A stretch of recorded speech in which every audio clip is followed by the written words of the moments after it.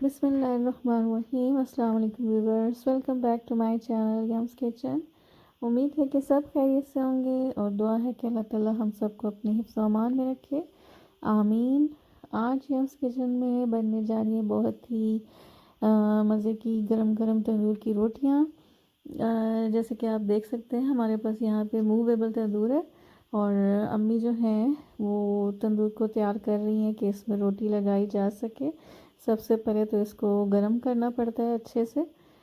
जब तंदूर अच्छे से गरम हो जाता है तो उसके बाद इसमें रोटी का जो लगने का मरहला है वो स्टार्ट होता है। तो यहाँ पे हमारा तंदूर जो है वो ऑलमोस्ट रेडी हो चुका है रोटी लगने के लिए। और पहली रोटी जो है वो अम्मी ने तंदूर में लगा दी है और छोटा सा तंदूर है लेकिन इसमें एक टाइम में 4 से 5 रोटियां जो हैं वो इजीली बन जाती हैं।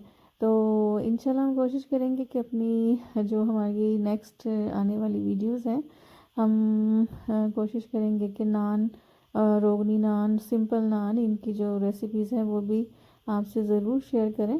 तो गरम गरम रोटियां जो हैं वो लगाई जा रही हैं। हमने सोचा आपसे शेयर करें कि तंदूर में रोटी जो है वो कैसे लगाई जाती है।